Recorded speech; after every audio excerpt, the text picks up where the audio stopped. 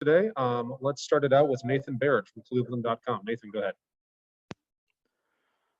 Ryan, I guess where would you assess the fluency in the offense for all three of these quarterbacks, and what happens between now and the, I guess, late summer when you get to sort of reinstate more formal practices again? What are they tasked with doing between now and then? Yeah, they're tasked with being obsessed with learning the offense, and a lot goes with that. They got to get in the weight room with Mick. They got to get stronger. They got to get faster. They got to get quicker.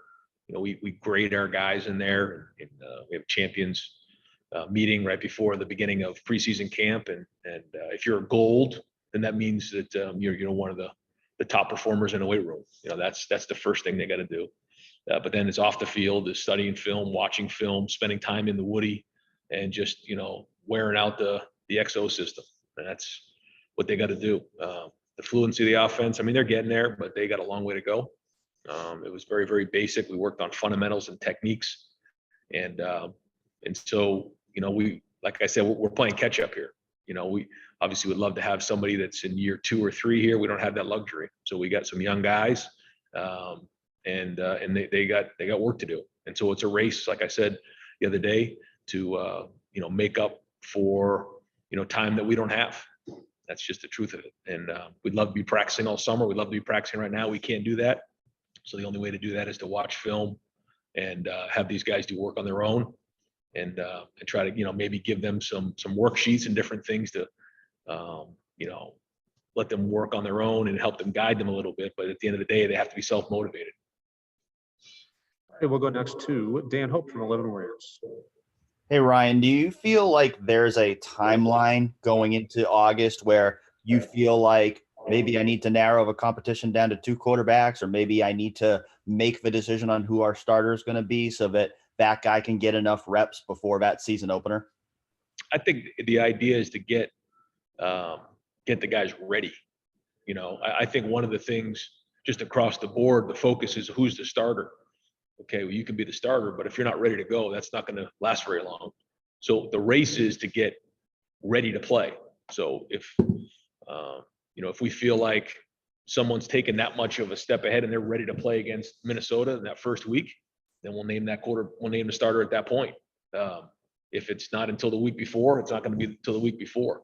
It would be ideal to be able to name somebody a little bit sooner than that. So like you said, they can get the majority of the reps. But until someone really puts themselves out in front of the other two, we'll just keep going. And it's a long year. It's a long process.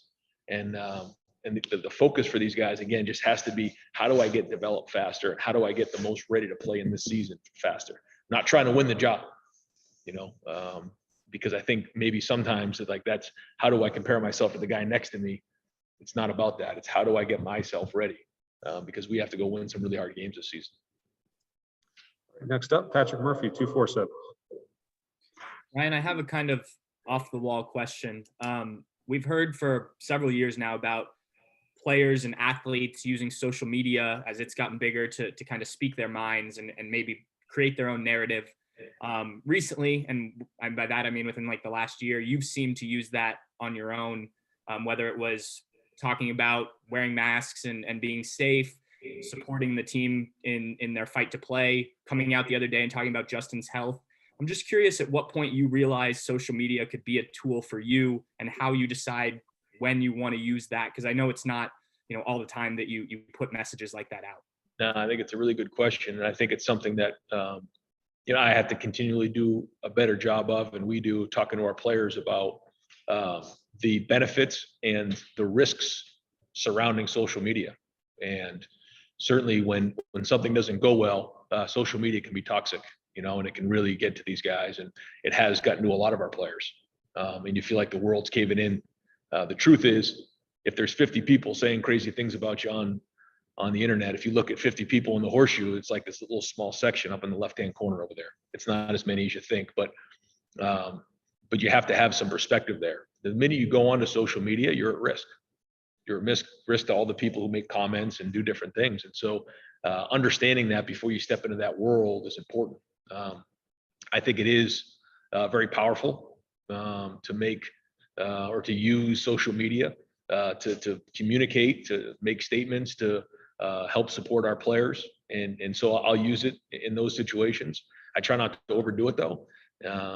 But I know it does have power, and it certainly has, its place. All righty, we'll go next to Tony Gerdeman, Buckeye School. Ryan, Ohio State has generally had the best offense in the Big Ten over the last decade, certainly since you've been there. How confident are you that that will continue in 2021? We don't have a choice. I tell the guys all the time, like, we have to. So, whatever that means. And that's the desperation that we have to wake up with every day as coaching staff, as players. I tell the guys all the time, I wake up scared every day. That people want what we have. And so the expectation's been set. We know that. It was the same expectation when I was fortunate enough to be the head coach a couple of years ago, and the expectation hasn't changed, and it won't in 20 years here at Ohio State. So we're expected to be the best, and with that comes great responsibility. And so we'll just wake up every day and just grind. And again, I keep using the word obsessed. I mean, our players have to become obsessed with maximizing themselves in the weight room, watching film, and getting themselves prepared to play against Minnesota. Hey, next up, Jeremy Birmingham, Leonard Monroe. Hey, Ryan, I know that obviously the 180-mile radius around Columbus is always the most important focus on the recruiting trail. But when you guys look ahead and see one area or one region of the country that has like a really centralized group of talent in a class that's down the road, how does that change how you approach the entire class? Or do you guys reallocate resources or change things up at all when you see like Florida having a huge year down the road? And how does that change things for you? I don't know if it changes things other than, like you said, we try to recruit as many guys as we can in our footprint here, the Midwest, certainly the state of Ohio. And then we go from there. We're fortunate enough to be able to recruit from coast to coast. And when you look at our roster, you see that. And we're looking for guys who have like-minded philosophies. They want to be great. They want to compete. They want to come in here and be part of a family, but also compete for a national championship. So we're looking for that right culture fit. But in terms of philosophically in recruiting, we're very much position specific. And because of the way things have been the last year and a half, it's been a lot more efficient for us to be position specific. When you're on the road traveling and you go down to see a defensive back in Florida, now you need to go recruit the area a little bit and see some of the coaches and kind of cultivate the area. When you're not traveling, it's a lot easier and more efficient to just do more position recruiting, because in the end, these players want to know who they're being coached by, and the position coach, the strength coach, and the head coach all have to be involved in that. And so that's kind of what we've been into. As we start to get back on the road recruiting, then we'll start to really focus in a little bit more on our recruiting areas to be more efficient with our time. Let's go next to Bill Rabino. It's Columbus Dispatch. All right. Other than quarterbacks, probably the biggest question, your team's the back seven on defense. What do you see from your linebackers and DBs and what do you see in the spring? How concerned are you about the injuries and the lack of how that will affect you going forward? And how comfortable are you going to be in the fall, you think, with the back seven? I mean, I'm very encouraged with what we did this spring on defense in general. I think we have some really good young talent back there. And, the forecast is that we're going to get everybody back here. So we did have some surgeries, different things. And so that was frustrating that these guys weren't able to get as many reps in the spring as you would like. But the good news is the cavalry's coming on this thing, and we're going to have really great depth back there. When you look at our numbers and where we're projected to go into preseason camp, I'm fired up about that. But like you said, summer is going to be really, really important. Preseason is going to be really, really important. We do have some guys who have had some reps back there with Seven and Cam. Those guys have been in the program for a while. Marcus Williamson. But we also have some young guys, some freshmen that are coming in. But I was encouraged by what I saw back there. I thought that some of the young guys really stepped up, and they used these 15 practices to get better. So we're going to be much deeper in the secondary than we've been. We're also going to be younger. So there's a give and take there, but I think the future is very, very bright. I'm really happy with where our recruiting is at and where our talent level is back there. All right, we'll go next to Doug Lesmerises, Cleveland.com. Hey, Ryan, there's some, these stats, but I saw the stats. Justin and his time at Ohio State seemed to, you used him to throw down the field a lot. He threw maybe fewer screens or RPOs, shorter stuff than some of the other top quarterbacks than Trevor Lawrence or Mac Jones. We know when you got here, a lot of mesh routes with JT. Dwayne got the ball out of his hands quickly. With where your quarterbacks are now, would you imagine in this season you'll emphasize the short passing game a little bit more, get it out of their hands with the young quarterback? Or do you want to be an offense that throws the ball down the field a lot, and that what we saw with Justin is more indicative of where this offense is now? Again, another great question. I think we're still not there yet with these guys, figuring out where we want to spend our time in terms of emphasizing. Our offense is our offense. It hasn't changed, when JT was the quarterback, when Dwayne was the quarterback, when Justin was the quarterback. But to your point, what do we want to emphasize? The plays really haven't changed. But if you have 100 plays in a game or 80 plays in a game, when do you want to, emphasize based on their strengths? 3 different quarterbacks, very similar, but I think all 3 have different strengths and weaknesses. And so as we go into a game, we're certainly going to do the things that they, do best.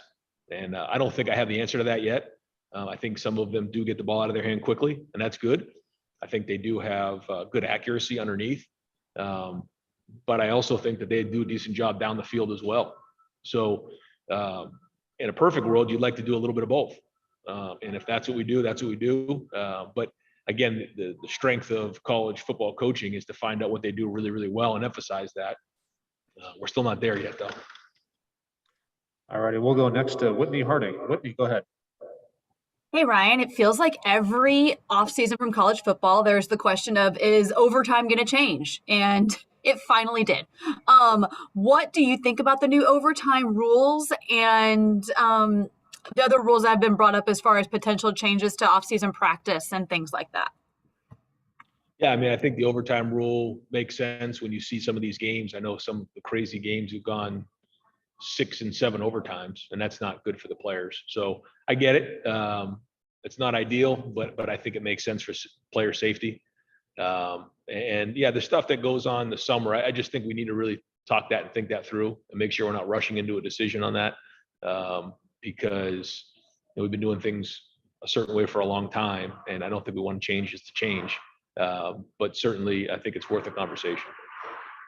Okay, let's go next to Austin Ward, Letterman Row. Ryan, is there something that you didn't get accomplished in spring that you thought you would or you wanted to?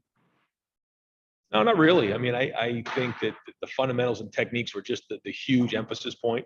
There were still some guys who got injured, like I think Bill was talking about in the back end, that I wish those guys got more reps across the board. But for the most part, we got what we wanted accomplished in the spring. And I would say the most got done in that 9 to 13 practice right there, when things got hard and some guys couldn't sustain. They struggled, and other guys did. They worked their way through practice, and that we found out a lot about the team, and that was really, really well done. So still got work to do, but overall, I think everything we wanted to get done, we got done. Thanks. Let's go next to Jared Smalley, WCMH.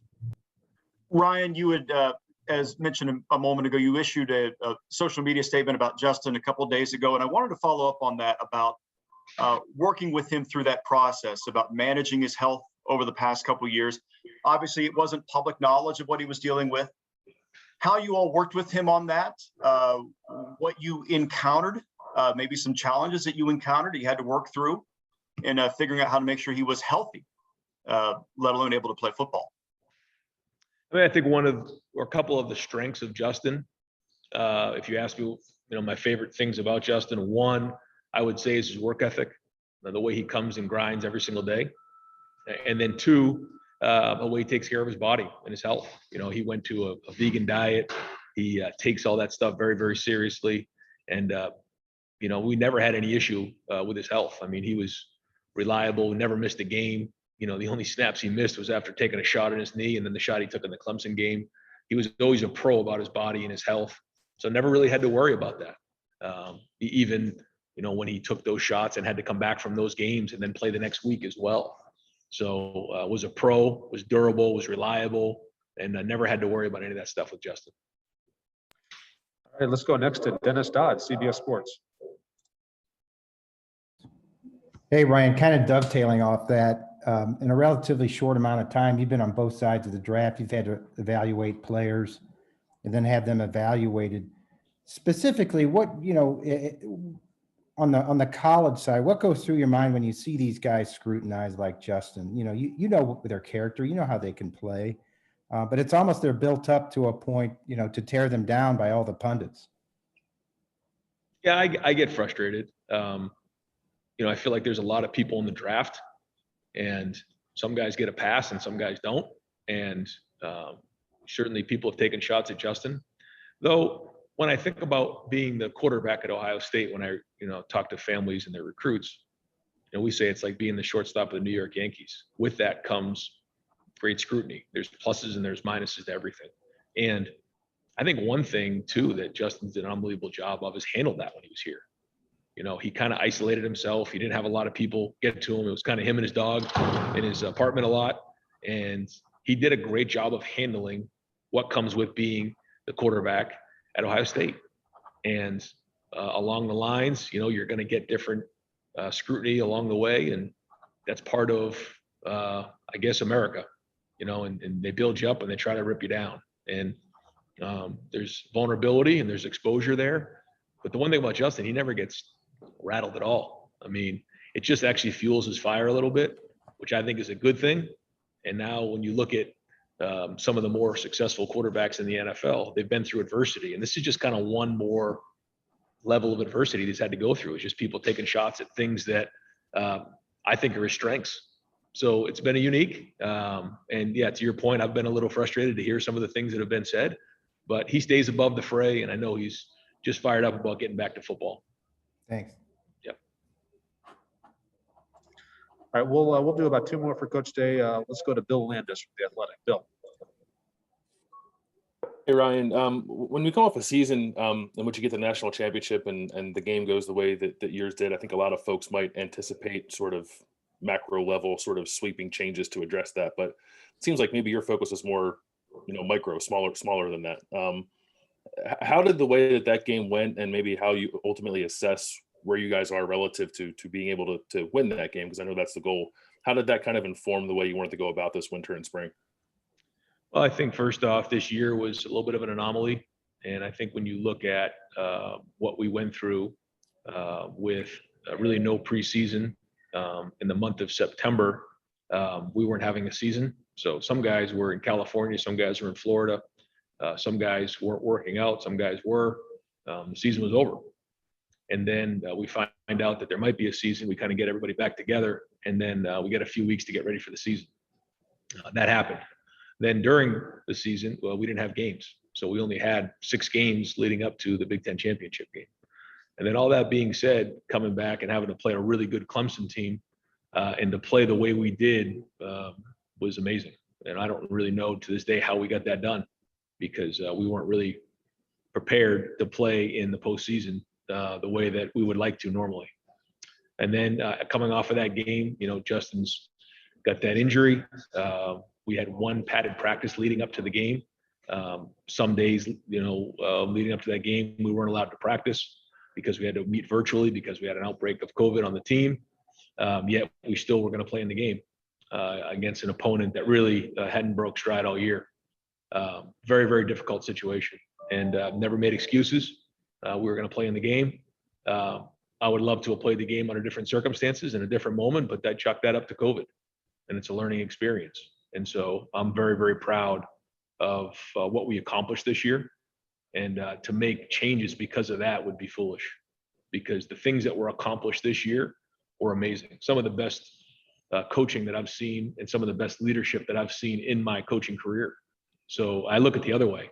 I think guys need to be committed for what they did, because this was really, really hard. And unless you were really in it, you don't get it. And I'm not trying to be over dramatic, but it was real.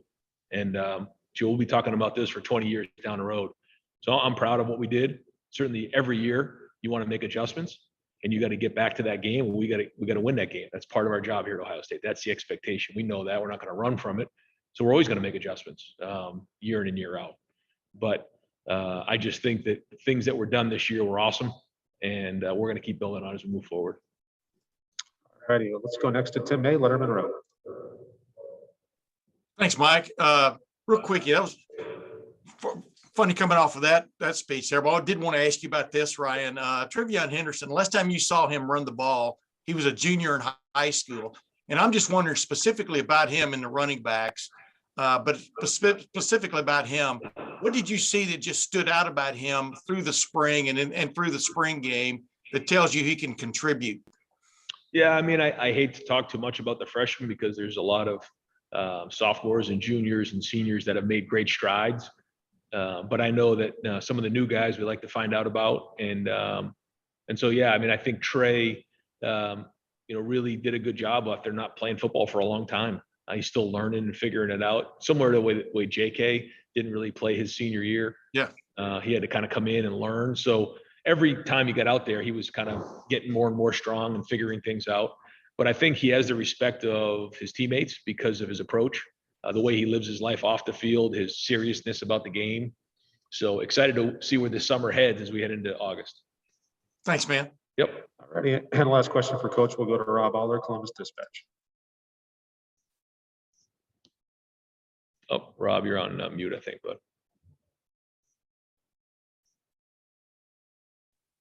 How's that? Yep, got you now. You and Justin are very close. Was there discussions about keeping his epilepsy private? And now that it's leaked, have you two been able to talk to maybe turn him into a spokesperson to kind of take a potential negative, turn it into a positive, or where does that stand in just your discussions in his situation? Yeah, we didn't have a whole bunch of conversations about it. Justin's a private person, and that's his business. And we just talked about how he's going to handle it and the medication that he takes, and he always was a professional about that. And because of that, it was never really an issue, and it was never really much of a topic of conversation. Again, I think one of the best things he does was take care of his body, and he did that there. Yeah, never really discussed it that way, but we'll kind of see as we move forward what he wants to do with it. You're not surprised it got leaked, I'm guessing. I don't know. I mean, Justin is a private guy, and I'm not sure that he wants the world to know some of his private things. But I guess when you're about to be one of the top quarterbacks taken in the draft, you're exposed to some different things, and I guess that's kind of the way it goes. But I'm sure it's not something he wanted to share with everybody. All righty, Coach. Thank you very much for your time. Really appreciate it today. All right, guys. Have a great weekend. Thanks.